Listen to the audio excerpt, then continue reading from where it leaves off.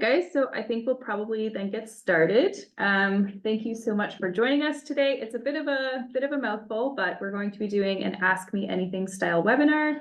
And that is brought to you through the OFCAF program. For those of you who haven't met our new On-Farm Climate Action Fund manager, Georgia Lewis, we are just going to pop some of her information into the chat here. If you have any questions about OFCAF, about upcoming events or potential for funding, definitely reach out to her and she will be the girl to chat to. So yes, today we're going to be talking about split nutrient application and cover cropping in protected spaces. And so where we see a lot of these practices in outdoors, especially cover cropping, this is kind of new territory, I think, for a lot of folks. And so really, we're just here to try to answer some questions you have about implementing these practices indoors, and kind of have all of us along for the ride as we figure out the best way to do that. So we've got a bunch of questions that were submitted through the registration process. We'll just kind of work through there, but feel free to submit questions into the Q&A box or the chat. And we will address those the best that we can. We've got a long lineup today, so we're going to do our best to cover all of that material. So with that, I think we'll get started. I will do a quick introduction here. I hope you can see everyone clearly. It's going to sort of focus in on our faces as we're talking, so hopefully you get more than who is kind of focused on right now. But so we have myself, I'm a protected crop specialist. We have Gary. I don't know if you guys can see me point. If you want to wave, that would be good. We've got Gary. He works at Vital Berry Farms. They do a handful of berry and veg crops in conventional tunnels. Then we have David Blanchard from Pleasant Hill Farm. So they are an organic farm who is doing a lot of work there as well. So I think that'll be some cool perspectives. We've got Sunny Murray. He is our berry specialist here at Perennia. And then we have Caitlin Congdon, and she is our field crop specialist. So we've got a good squad, a lot of different perspectives, just to try to help get us sorted. So with that, the first question, start us off easy here. What are some of the reasons that we would implement cover crops in greenhouses? Anyone want to take it away? Build up organic matter. Yeah. We need that when we have intensive crops, so we gotta build up some organic matter and with me, break the disease cycle, because it's a rotation, right? So those are the two main ones for me. Yep, I think those are definitely some common reasons. To kind of build on that, you know, the building organic matter is obviously something that we are all sort of looking to do, but the nice thing about doing it with a cover crop is it's a nice way to build that organic matter without adding a lot of additional nutrients. So if you come through with something like a compost, if you've been in on any of the webinars we've done with Judson Reed, we talk a lot about accidental salt accumulation in greenhouses, and a lot of that can come from us introducing material that hasn't actually grown in the greenhouse. So this is a pretty cool way to do that. And I think something else that we see a lot for field production is looking more at managing our disease, pest, and weed pressure. So there are some cover cropping options or some species options that we can do to try to manage that pressure, especially in organic systems where we are pretty limited in the tools that we have to deal with those as they accumulate.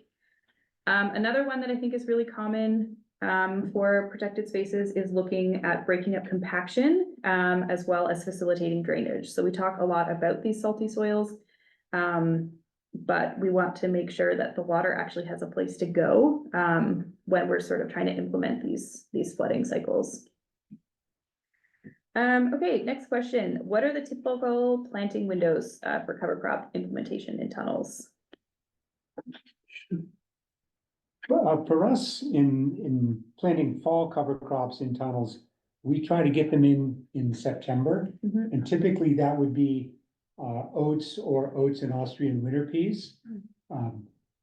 What we found is that it's mostly daylight, the length of daylight, that's the limiting factor with the fall and winter growth of the cover crops, more so than it is temperature. So yeah, we find that planting in September, you can get some nice top growth, you know, maybe 12+ inches. And then going into the dark part of the winter, the growth will pretty much slow down, maybe even stop. But, yeah, if you, our experience has been that planting a cover crop, say in late October, or even early November, which we've tried sometimes, we really get very little actual top growth, before things shut down for the winter.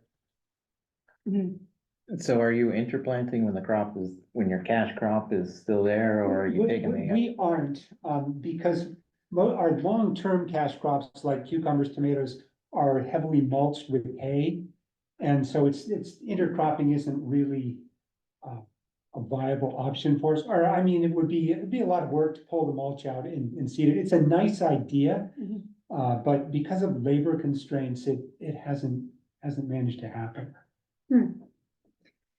And I think just to sort of add on that, like we do talk a lot about winter cover crops and sort of implementing those before our daylight goes away. But for the handful of folks that actually do have sort of bare soil throughout those summer growing months, we can definitely implement cover crops through those windows as well. So it really just, it's going to depend on the farm and yeah, kind of what those availabilities are for space. With our cover crop, we put it in early to mid-August after our cash crop is done, Mhm. and we get a lot of growth. Yeah, Tillage radish, they'll be 2 feet in the ground, that's wild. right up the compaction. Yeah. And winter rye, we get a lot of biomass in there. And by late October, we usually spray it down and kill it. Mhm. So just because we don't have time in the spring to break it down, it gets caught in our implements, and Mhm. that's the only reason we do it. Otherwise, we'd leave it all winter. Mm-hmm. So Yeah, so a lot of flexibility, I think, on that planting window, unless you maybe don't come in January with a fresh seeded crop, but outside you got some flexibility there. Yeah. And so kind of on that note, about cover crops in the summertime, are there cover crops that can take the heat? Our experience has been that sorghum Sudan grass does just fine in a greenhouse in the summertime. It grows really fast, it germinates fast. Of course, you have to keep watering it, Mhm. but that has done well for us. And for shorter windows of space availability, buckwheat has done well for us. You can get a reasonable amount of growth in buckwheat in just 3 to 4 weeks. If you water it as soon as you planted it to get it up and get it growing, and then keep watering it as needed. Mhm. It seems to thrive in that relatively warm conditions inside the greenhouse. Our greenhouses all have big doors on both ends and they have roll-up sides. So they are pretty well ventilated in the summertime. Yeah, that was gonna be my next question. Yes. So you kind of roll them up and you just let them go. There's maybe less active management I throughout the think pretty summer. much any cover crop you put in there will take the heat as long as you get the moisture. Mhm. Yeah, If it Okay. dries out, Moisture's you're gonna be done. I key. think Right. you've got lots of moisture from what you're saying. Right. yeah. So if you water them, you can pretty much put anything in there, I Mhm. think. Yeah, I know I haven't had any problem growing anything, including weeds. Gotta choke those out. Yeah, well, that's a big deal. I agree with that. I wonder if anybody has tried sun hemp in a greenhouse. That's one that we've always been interested in as an outdoor cover crop, but the couple times we've tried it, it just didn't do it for us. I see pictures from places like Pennsylvania where it grows 7, 8 feet tall and it's a legume, so it's fixing nitrogen. It seems like it would be a wonderful cover crop, and it's also a total rotation it's not related to anything that any of us are growing. yeah.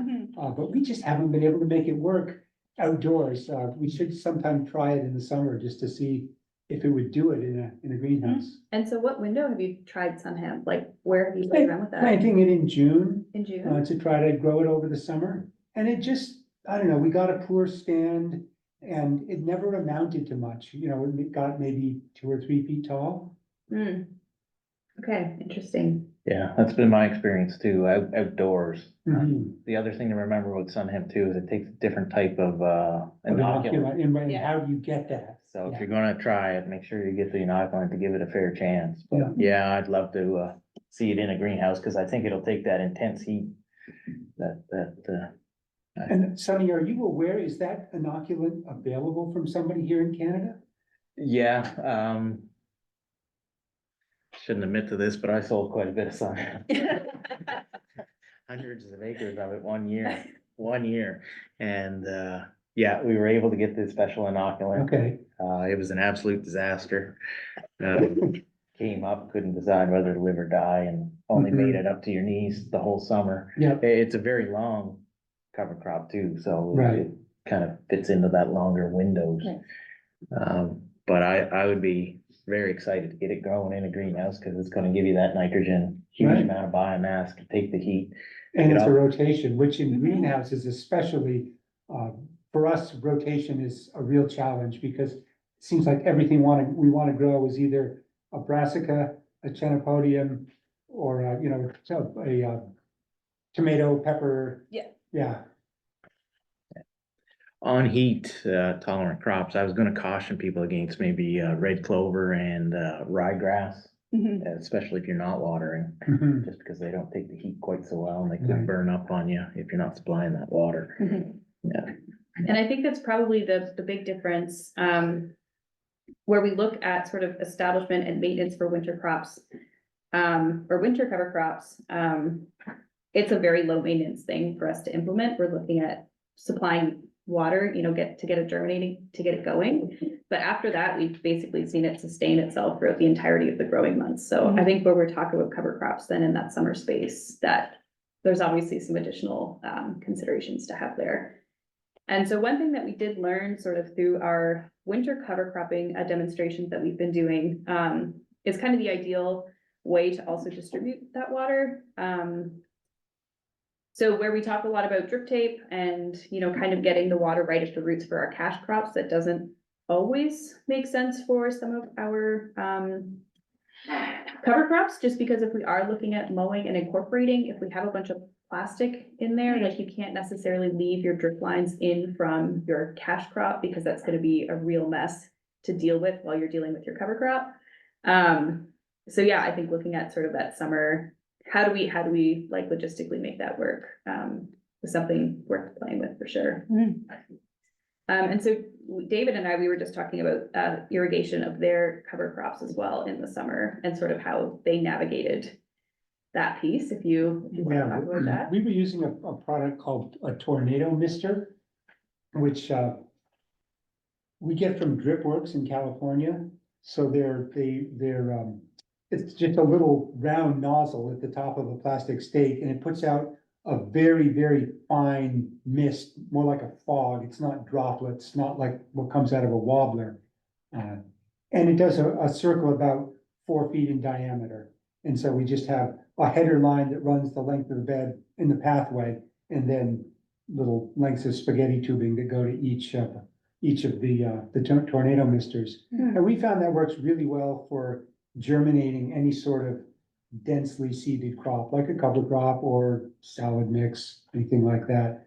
The only limitation with them for a cover crop, which is probably gonna get kind of tall, is the stakes that the misters are on are only 14 inches tall. So some cover crops, like for instance, sorghum Sudan, will overtop those.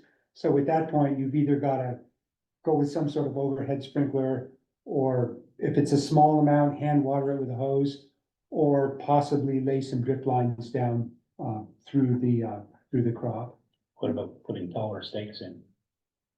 Yeah, that's certainly a possibility. It's, we've talked about, making some lengths of plastic pipe on a stand that the stake that sticks into the soil could just stick into that I length of think plastic we've got pipe. something similar in the blueberries, Mhm. and they're on 4 or 5 foot tall stakes. Yeah. I think the same as what you've got or similar to, Yeah, so. Yeah, and I mean, that's nice where we're looking at a shorter window where maybe you're not mowing multiple times. It's less having to now navigate these Right. sprinklers or drip Yeah. tape multiple times. So yeah, no, that's awesome. So we got a question here, just looking a bit at the opposite season. We talked a lot about summer, but what about cover crops for greenhouse spaces? And specifically, we're looking at uninsulated tunnels or tunnels where we're not going to be heating that space. Is that an option? So David spoke a bit about Obviously, seeding date is really important when we're looking at those winter cover crops and making sure that they establish nicely. We've done our own mini demonstration of trying to support those cover crops in unheated tunnels throughout the winter. And we found that row cover was actually a fantastic way to keep those cover crops going through those really, really cold temperatures. And so when I'm talking about this unheated tunnel, we do see 2 layers of plastic that is inflated, just to provide a bit of context on the structure itself. But there's really not a lot there to really help buffer from what's happening outside. Mhm. And so we did this actually through the 2022-2023 winter. So this happened through the polar vortex, and there was like a little corner of the row cover that had gotten like blown to the side. And yeah, the row cover that was covering the crop did really well, but for that little section that wasn't row covered, it just completely died. So What It was- species did you have in there? we would have done a mix. I think it was I think it was oats, tillage radish and the beets. the beets. Right. Gotcha. Yeah. Sugar beets. Yeah, so that was a really good show. And so really when you're installing something like row cover, it's a very low maintenance process throughout the winter. Ideally, you're waiting a few days, so you do get a bit of that like kind of really cold snap to try to knock back some of your insect pests. And then you can lay out your row cover right on top of the crop and probably leave it until say like March, once things really Yeah. start turning Once around. the sun starts, it has to be. Mhm. Yeah, I think that, the cold can really work to your advantage in some situations too. Like if you want to establish something in the fall, like an oat or a fall rye or something. Well, oats specifically, I guess, because if you do allow the cold to get at them, they'll winter kill. yeah, So depending on, I guess, what your goal is for your cover crop, if you're looking for biomass and you can get it in early enough that you can get some good biomass through the fall, and then it'll winter kill, well, that's gonna help you on the other end. with Yeah. the, you know, terminating it, you won't have to yeah, terminate it in another way. yeah. But also, in addition to row cover, you can put a false ceiling in your greenhouse, Mm. like 3 feet up, just run some ropes from post to post. Mhm. Put a layer of plastic on that, and that'll keep any heat down lower. Oh, nice. Okay, I've seen the people do that down the States.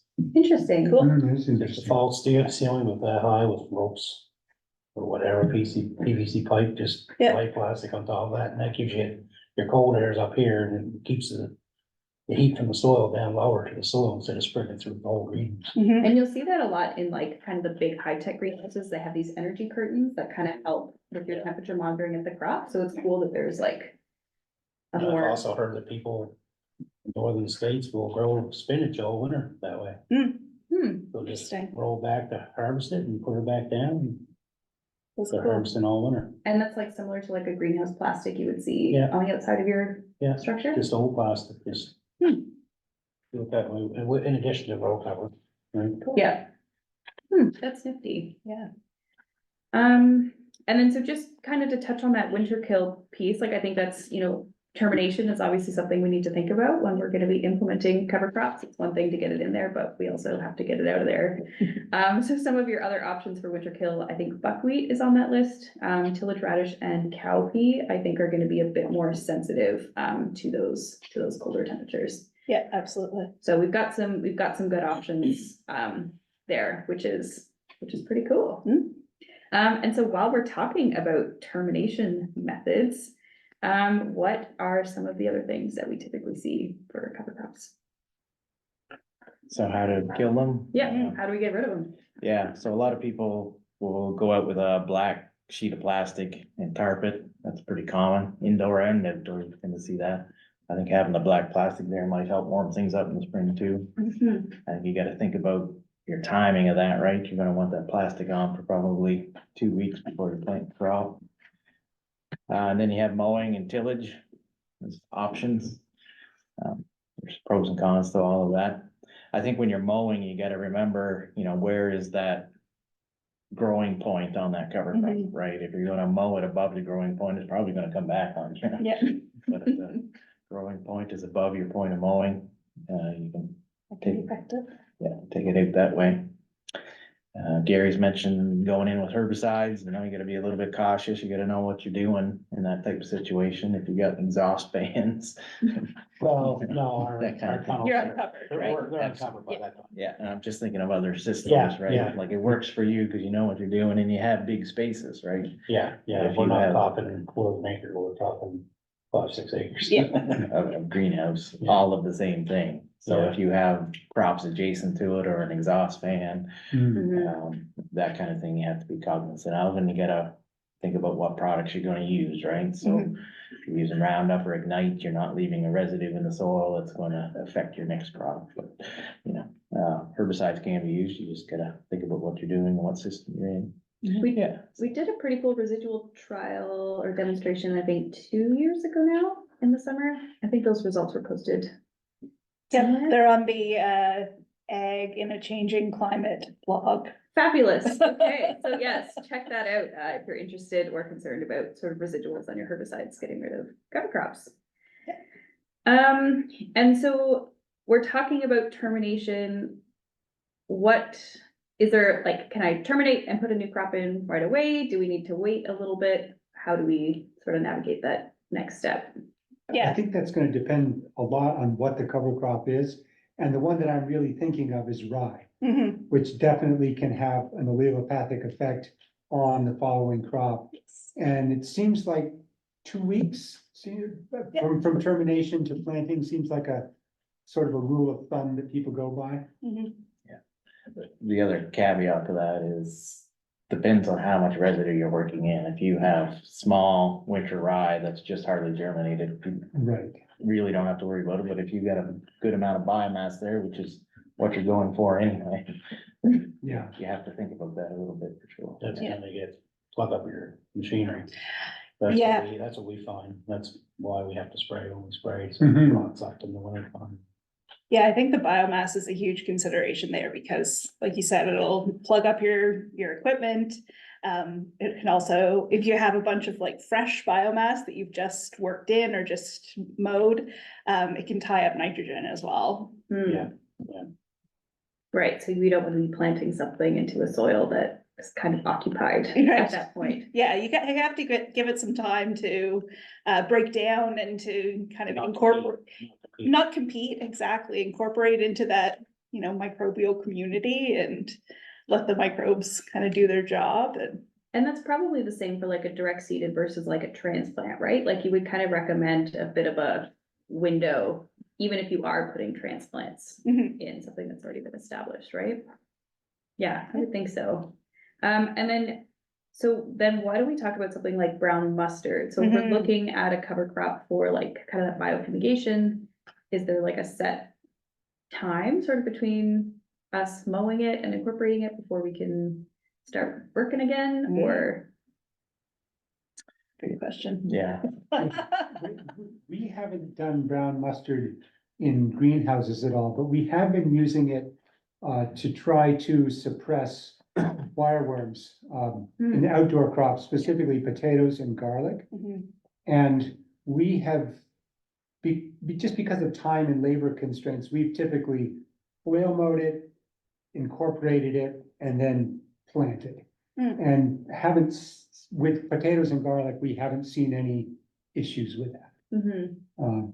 Whether it would have an effect, say, on a direct seeded, small seeded crop, I have no idea. Mhm. And did you find that that was still effective at reducing your wireworm? So we haven't done a properly controlled and replicated trial, Yeah, but just anecdotally, we do think it's helping. And so Okay, we're great. continuing to do it. awesome. I will say this, when you're flail mowing it, it'll make your eyes burn. It literally will. So we know that those volatiles, which are what go after the wireworms, I mean, they're there.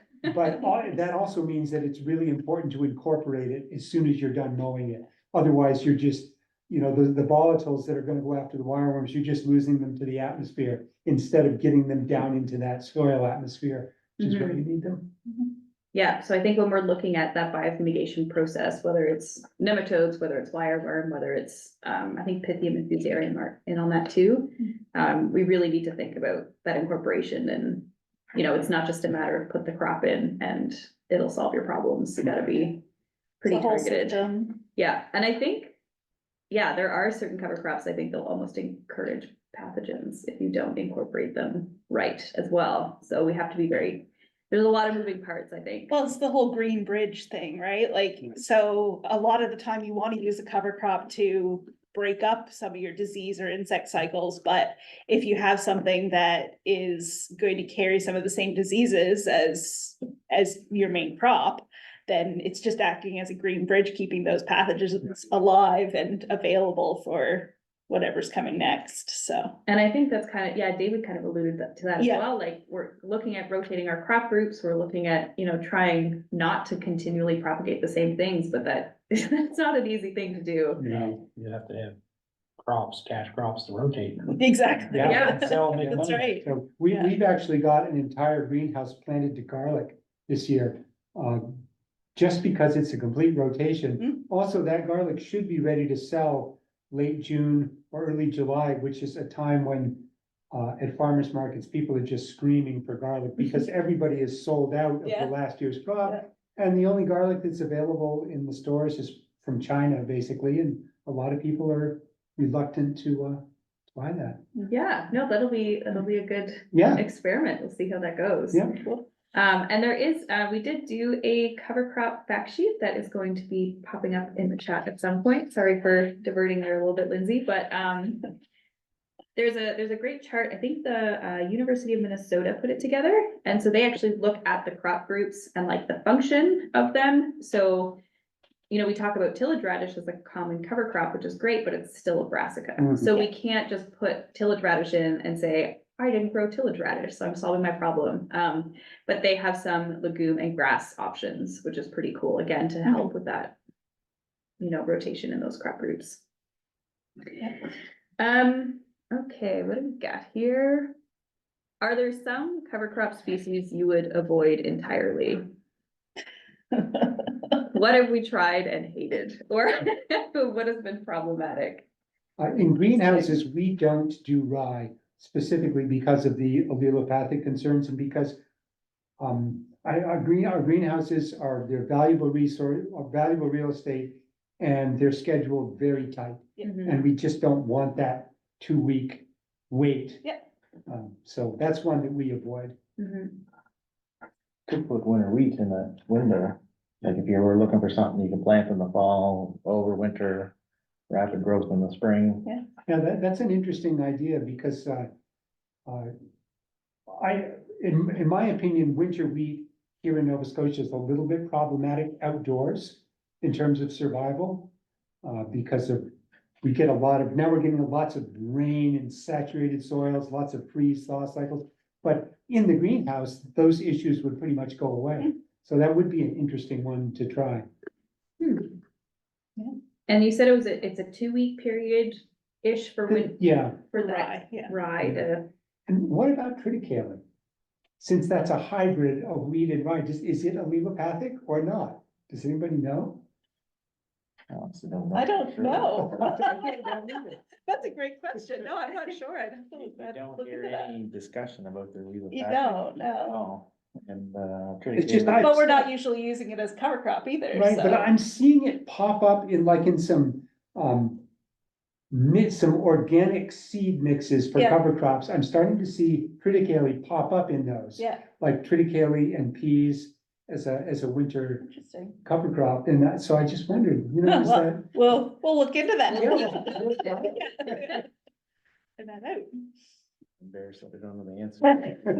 Nobody's ever asked it before. Yeah. That's good. That's interesting. So what other cover crops wouldn't we plant? yeah. I'd say, I mean, it sounds like a lot of the time, it is a really short window that you have available in a tunnel space.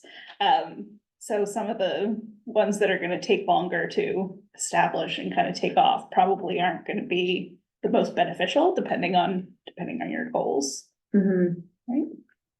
No, I think that's a great point. And unfortunately, it's harder to talk about cover crops, I guess, in these like broad sweeping statements, because it is gonna depend on your time of year. It's gonna depend Yeah. on your planting window, it's gonna depend on your goals, it's gonna depend on what your cash crops are and like, yeah, what we're really trying to achieve, so.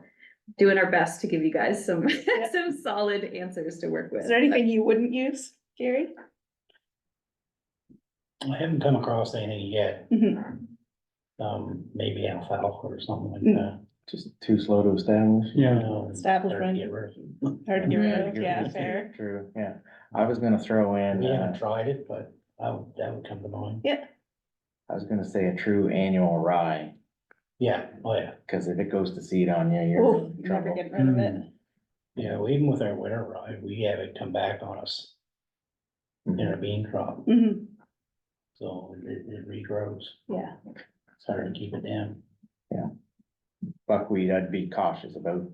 Great cover crop, but if you don't get it terminated at the right time, it come with a weed on you. So Mhm. you can use it, you just gotta manage it. right, and it can be showing just flowers up on top and be setting seed a foot down into the canopy, so you've really gotta keep an eye on it. Yeah, it's It almost, can creep up on you very fast. it's almost indeterminate in that way. You got Yeah. Flowers on the top, but you got seed Yeah. maturing on the bottom. Yeah. Mhm. Great cover crop, just gotta manage it. Yeah, So then if we don't want something to become a weed, how? I mean, obviously, so like you said, some crops are gonna be harder to manage or harder to keep an eye on, but do we have some sort of like tried and true? You just gotta terminate it before it goes to seed. Mhm. Yeah, and err on the side of caution, right? So you're gonna terminate it when you see it go to flower. Yeah, and Yeah, I don't think, wait around, get right in there. I think our short windows are gonna protect us anyway. We don't have time on our side, so. Yeah, You're gonna be looking to terminate it as soon as you can anyway. and I think like from a planning perspective too, I think it's probably worth mentioning, like, a lot of these cover crops, they typically have like do they have like a days to seed line or rating on them, or We do, but I'd caution you on that because it's for a field situation. for sure, Mhm. yeah, Now we're putting them in a greenhouse. Yeah, Mhm. more heat, more More heat. intense. it definitely Everything grows accelerates way them. faster. Yeah, Yeah, and if you're putting the water to it and you got fertility there, it's gonna move faster yeah, than you expected. absolutely. So definitely something to keep an eye on if as we're transitioning to protected spaces, if it says 30 days, it doesn't necessarily mean 30 days. You gotta, Yeah. you gotta be ready. 30 days outside. Yes. Not inside. Yeah, And I think it's gonna move quicker than you expected, depending on the weather too. You look on it on a dark dank day, after a week of dark dank days. It's not doing much and then you get some 3 sunshine days and and just- Yeah, it takes right off. Plus you have the residual fertility in there from the Yeah. previous crop. Right. yeah, You really don't have to fertilize it, Mhm. or I don't. It Yeah. just goes, I think if you get the right weather, it's gonna yeah. take off on you more than you expect. yeah. So definitely not like a plant and leave, leave it and hope for the best. You gotta keep your eye on that for sure. Yeah. Awesome. Okay, so we've talked about what we definitely would not grow. Do we have a favorite cover crop or favorite cover crop mix? Caitlin, start us off. Sure, I mean, so I'll give you a hypothetical scenario. Sure. Where I would use this cover crop, so I think that a starter cover crop, whether you're indoors, outdoors, anywhere. I really like an oat pea mix. And so I think if you are looking for something kind of late summer into September, that is gonna winter kill on you. Then I think that's a great option. Mhm. I mean, as long as you're not protecting it too much through the winter, you gotta let the cold at it in those tunnels, but I think it's a great starter kind of cover crop. And it has some great benefits. It's gonna establish pretty easily and pretty quickly, good biomass, some nitrogen fixation from the peas, and yeah, Awesome. it's my go-to. All right, and just toss it to you, Gary. Do you have anything that you really liked? Well, I like the tillage radish for compaction, because we get a lot of compaction. A lot of hand harvest going on, so we get a lot of compaction and that, unless you get, well, there was a couple years we didn't spray and we just left it. Well, we had that much snow and they were insulated, and they were still Oh. green in the spring. Yeah, But if there's not a lot of snow like the last few years, you don't even notice, all you see is a bunch of holes in the ground where Yeah. they grew, and they just rot right out. Cool. Tillage radish. And just for context, And sake, peas, I like those too. Mhm. you typically leave your tunnels uncovered Yeah, for your cover crop. for our cover crops, they're Yeah. uncovered at planting. Then we leave them like that through the next spring. Yeah. And so what did you then do when you saw your winter killed cover crop survive with that nice insulating blanket? We just still Spray it. Chisel plowed it. No, we didn't. We No? just chisel plowed it and. Yeah. You get the other one that'll come back, Yeah. but it's not consistent, like we just with a dress spur and Yeah, stuff like that. And okay, so it didn't cause too much of a problem, I No, guess, no, it into the wasn't. next year. that long, and they ran and. They break down pretty quick. Oh, yeah. Surprisingly You can quick see for You're you. walking through Yeah. there and your feet are going in these holes. And you see them everywhere, so that's that tillage radish, it rotted right out, right? Yeah. Cool. So you really are able to break up compaction Oh, yeah. nicely with the, Oh, yeah. yeah. Hmm. All right, David. It you depends have- on your soil too. If you got a hard Yes. packed soil, like clay soil, rocks, they might not go as deep, but we got a lot of sandy soil, and they just go. Mhm. Right. So in protected spaces, for a winter cover crop, we really like oats and peas. Mhm. For the summer window, for a short window, buckwheat, for a longer window, sorghum Sudan. Okay, awesome. And have you played around a lot with tillage radish on your farm? We or- don't, just because we've got so many brassicas Yeah. in our rotation, that is the hardest thing every year when we're doing our crop planning, which we're working on at home right now. Where to slot in the brassicas is always the challenge. Mm. So if it weren't for that, if it weren't brassica, we'd be using it for sure. But, yeah, it just Yeah. doesn't work rotationally for us. Yeah, absolutely. Sunny, favorite mix, I'm gonna or play- something weird, we can throw some weird stuff out there too. I was gonna play devil's advocate.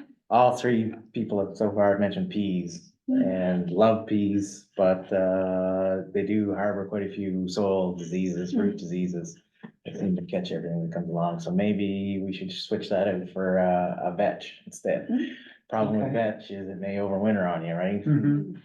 So that may or may not work in your system. Love oats, I don't think you can go wrong with oats. And tillage radish, gotta have some tillage radish. Yeah. So you talked about a brassica for breaking up compaction. Do we have other options there? I don't think we have great options. If we went to like a sweet clover or an alfalfa, it takes a long time to establish, and then how do you get rid of it? Cause it will overwinter. Hmm. And even herbicides, it can be a bugger to get rid of. Yeah, So I think you're looking at your sorghum Sudan grass, your pearl millet, maybe your sunflower. Mhm. That's something with more of a branched root, like a little bit more of an aggressive root coming. Yeah, yeah, if you have deep compaction, then there's not a lot of other, but if you have kind of some shallow surface compaction, then some of those things with a nice fibrous root system will help to kind of work that up, but. Cool, okay, so we have a few questions coming through, maybe more species focused. So we kind of talked about compaction, what about organic matter generation? Which cover crop species are kind of our best options there? One thing I would point out is, so for building organic matter, we tend to think a lot in terms of biomass. We want to generate a lot of biomass, and that's certainly important, but we also need to think about the root exudates. I think within maybe the last 20 years, we all sort of discovered root exudates, and plants are, especially certain species of plants, are putting a lot of carbonaceous materials, sugars and organic acids into the soil through their roots. And research papers that I've read suggest that that is a really key part of building organic matter, because it's basically, it's used as food by the microbes in the soil right away. It's a readily available food for them. And most of the lasting organic matter that exists in soils has been through microbes. It's basically dead microbes and microbial byproducts. And for root exudates, sorghum Sudan seems like a really good one from what I've read. Hmm. I don't have any way of easily measuring that on the farm. Yeah. You sort of got to depend on other people's research. Yeah, But sorghum Sudan seems like a really good one for that. yeah, I like that. That's a good point. Oats and barley, you often see it with it. Mhm. Dig up those roots and you can see the soil. Right, you pull the roots out, and if they're coated with soil, you know that it put out a lot of exudates. Yeah. And I know some people are talking about doing plant breeding to come up with cover crop varieties that are really focused on root development and root exudation. Hmm. And that's a really interesting idea, which I think is only just starting to take off. As far as I know, none of those varieties have hit the market yet, but I think it's Yeah. coming. Yeah, awesome. Do we have any other favorites for something bad? I mean, we talked a lot about these already, like buckwheat was an option where we see a lot of growth, especially in that short amount of time. So that's a good one. And I think like when we talk about organic matter generation, that kind of falls under the weed suppression category as well. So if we've maybe got some fresh greenhouse soils, maybe this is the first time we're using our greenhouse, or kind of seeds hanging out in there. That's a good way for us to sort of establish a cover crop, suffocate out those weeds, and hopefully make our lives a little bit easier, but yeah. So the next sort of species specific question we have is looking at salt tolerance. So that's an interesting one for those who have been growing in greenhouse soils for a while. Salty soils are definitely something that we struggle with. So do we have some that are going to do really well in these salty spaces? Yeah, so I mean, oats and barley are and- pretty salt tolerant. Okay.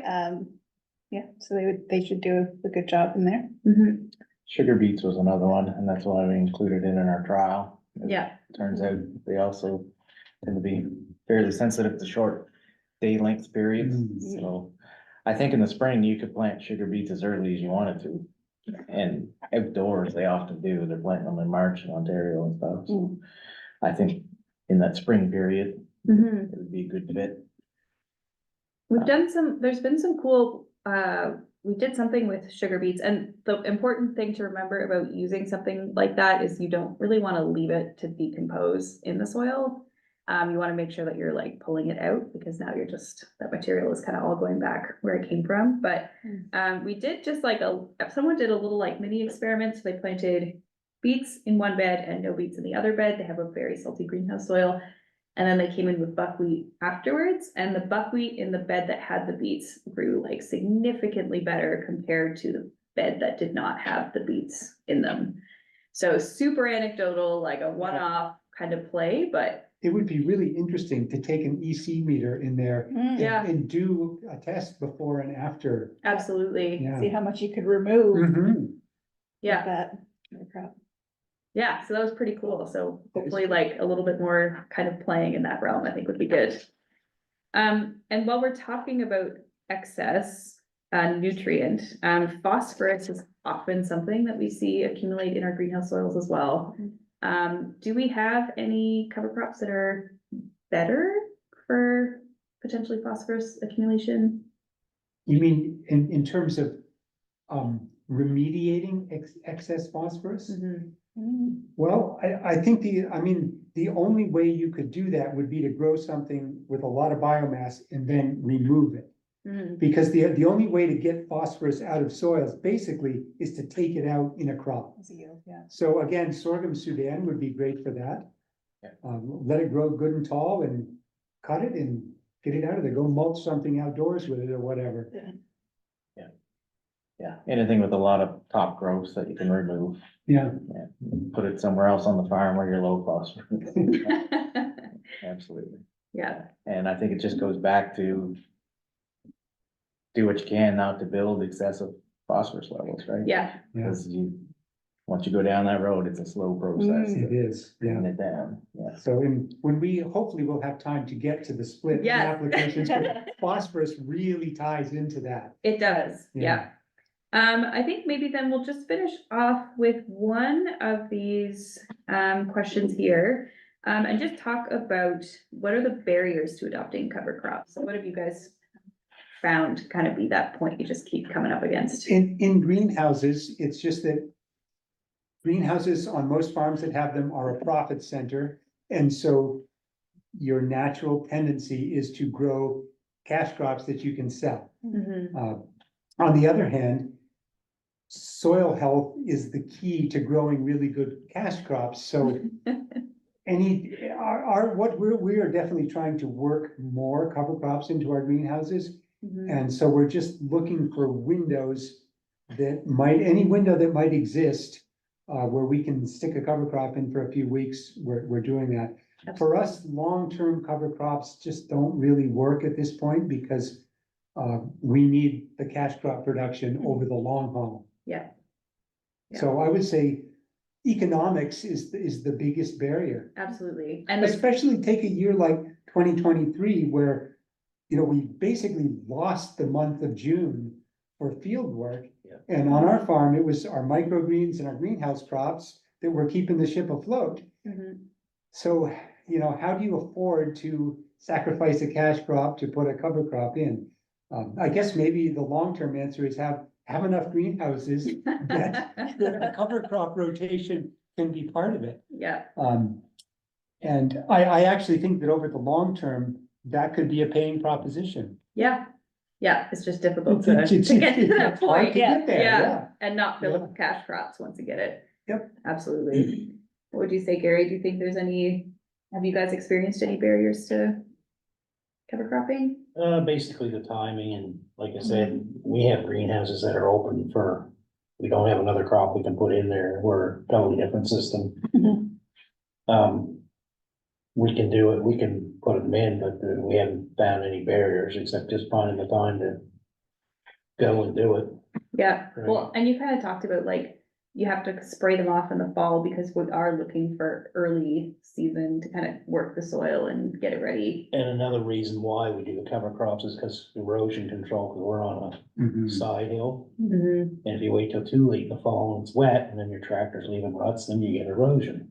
Right, So it's all about the timing and when you can do that. yeah, I realize a lot of people don't spray the cover crops down, but that's the only way we can do it. And we do it because we want to get rid of the residual. So we can work it early in the spring, because we're planting 20th, 25th of April. Mhm. yeah, So and that's important, we gotta hit It's that our window early. for our market. Right. yeah, So in order to do that, that's when we gotta plant. yeah. So, And so one thing we have also found in doing our demonstrations is that a lot of where we're looking at farms that have both protected spaces and greenhouse spaces, it's trying to get that outdoor machinery maybe inside. It's not necessarily going to work the same way because the tunnels are smaller. Maybe we can't take our doors off or wide enough to get that machinery in. So sometimes adopting cover crops is just it is very labor intensive.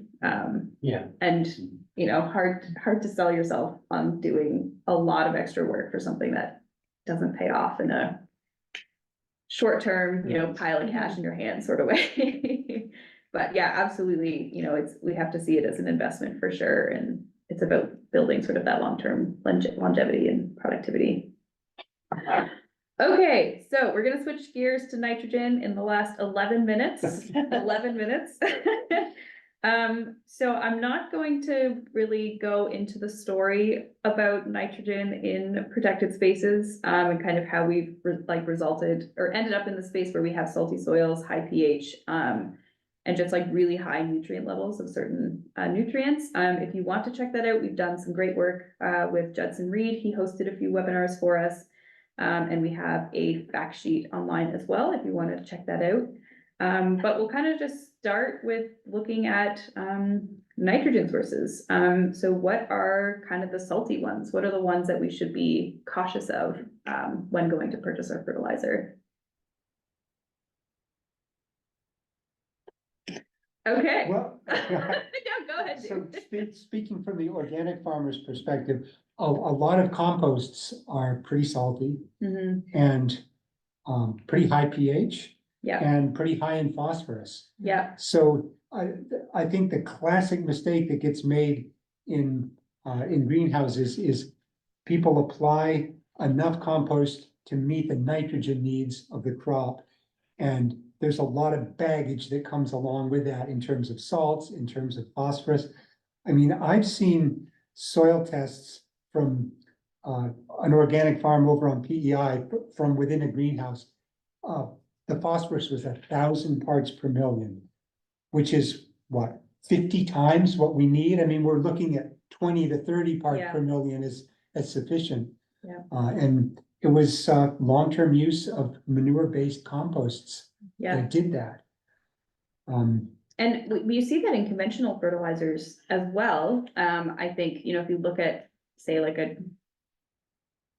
20-20-20 mix, super general, Yeah. we don't need that much phosphorus, but if we're gunning for, say, our 200 pounds per acre for tomato production, nitrogen, Right. we're also adding that much phosphorus as well. So we can't just get stuck on our nitrogen number. We have to look at the full picture and deciding like what is gonna make sense for us. Yeah, that 20 was probably designed for high phosphorus for starting out. And the danger is you end up using that 20 bag the whole summer, Mhm. right? Right. Instead of switching to potassium nitrate or calcium nitrate later in the season, just for your nitrogen. Yeah. Yeah, so, yeah. Kind of get yourself in the hole pretty quickly without even really trying, Mhm, which is scary. And And- it's expensive. mhm. Yeah, Yeah. it is. Yeah, well, it is really expensive. But it's the same concept, whether you're in a conventional system or an organic system. You're not basing your fertilizer needs solely on your nitrogen. You're looking at the Right, whole. that comes back to nutrient management.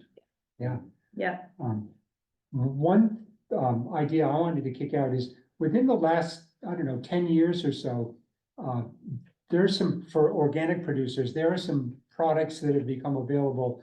They're hydrolyzed vegetable proteins.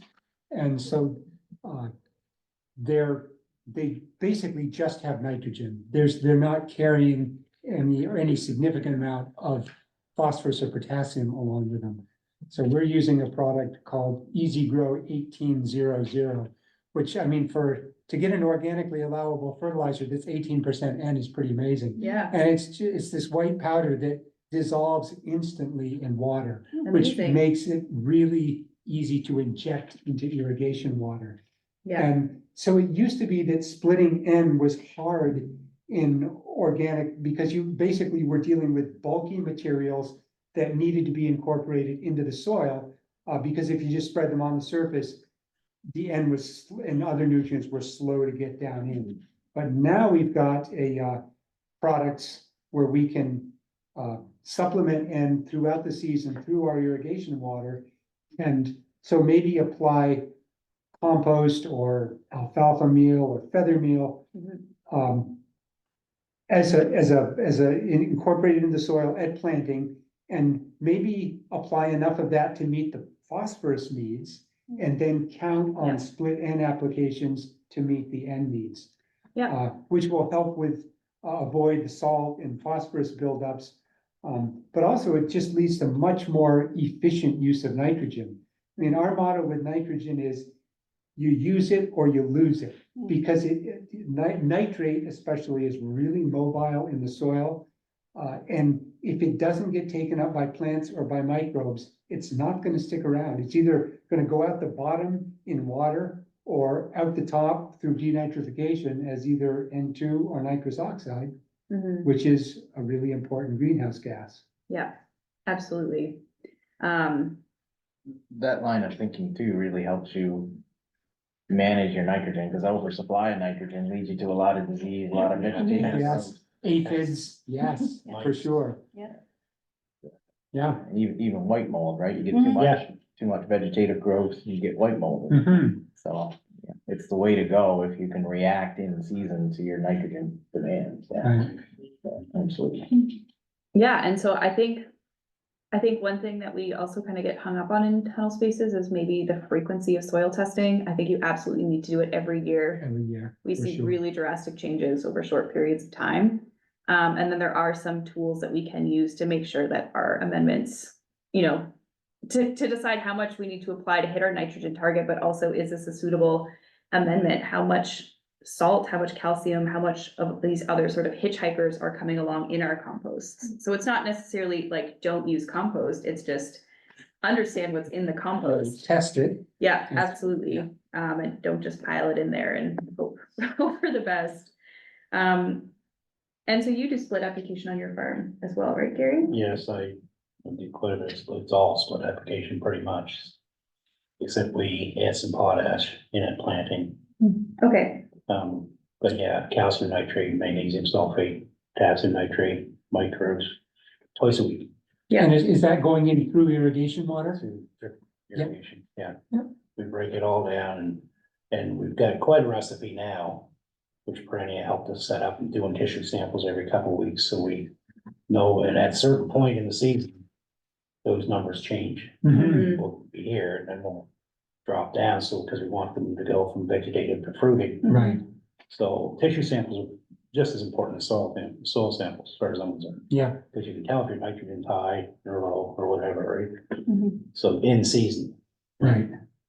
Yeah, and it kind of tells you, am I amping it up, am I pulling Yeah, back, Yeah, you know, and that's what again. we were easy doing to come control. up with a recipe Yeah, when we gotta do whatever, right? So, yeah, it changes quite a bit. I think that's definitely something we see in greenhouses. Yeah, tomatoes for sure. Yeah, they're Yeah. very reactive, aren't they? They are. Have you, okay, so then have you guys have you done preloading your fertility and then sort of switched to the split nitrogen, or sort of how has that looked on your own farm? For us, very, very much so. We used to basically apply enough. Back at this time, we were using poultry manure-based compost, and we would basically apply what we needed at planting. But we've been doing split N for probably 20 years. Wow, okay. When we first started out doing it, the only N source that was organically allowable was hydrolyzed fish. And there's a problem with that, which is the phosphorus is at least as high as the nitrogen. In some brands, the phosphorus is higher than the Oh, nitrogen. man. And that's because they stabilize it with phosphoric acid. That's what keeps it from rotting in the bucket. Mhm. Anyway, I had to bring this paper along. This is a paper that was published. It's about a study that was done in Israel comparing nitrate contamination of groundwater between organic greenhouses and conventional greenhouses. The organic greenhouses they front-loaded all of the nutrients. The conventional greenhouses did split applications, and they dug boreholes under the greenhouses and put nitrate sensors at different levels under the greenhouse. And the bottom line is the organic greenhouses were putting way more nitrate into the groundwater than the conventional was. Mhm. This is freely available. It's not paywalled online. Talia, maybe you could Yeah, put a link to that up. If anybody likes to sort of dig into this deeper, this is a really elegant study that when we read this back in 2015, although we were already doing split N applications, it really made us zero in on the potential to do damage with too much nutrients all at once upfront, even in a greenhouse situation. yeah. Very cool. So I would encourage people to read you it. gotta and- remember, if you front load like that, the water's just taking it deeper and deeper. Well, and this paper has, You split it, it's like a total mixed ration for cows, every bite's the same, right? Right. you know what I Yeah. mean? So you Yeah. just give them a little bit here, a little bit there, you get less chance of getting deeper into the soil, For sure. Well, we like to think about it. I which is a mean, waste. Yeah, it's a total Exactly. waste. Once a nitrate ion gets out of the root zone, it's not a plant nutrient anymore. Now it's a pollutant. Yeah. yeah. And I mean, we like to eat multiple times a day, so Yeah. it's kind of Exactly. nice to do that than just once a year. But I'm curious, did you find that your crop grew differently when you kind of made that switch? For sure, It because did. with the front loading, the crop tends to run out of steam later on in the summer. And so with split applications, you can, first of all, you have, like Gary just said, you have the option to tailor your fertility program to meet what you're observing in the crop. And yeah, you can keep your tomato vines or your cucumber vines, you can keep them nice and green right up till the end. Because what happens with, if you front load the nutrients, especially with organic sources, there's this big flush of available nitrates early on. When the crop can't even use it, which is why you tend to lose it to the groundwater. But then later on, when the crop is at its peak of nitrogen demand, the availability of nitrate is actually decreasing at the time when the crop needs it the most. A lot of vegetative growth. Exactly, yeah. Yeah, I've seen that.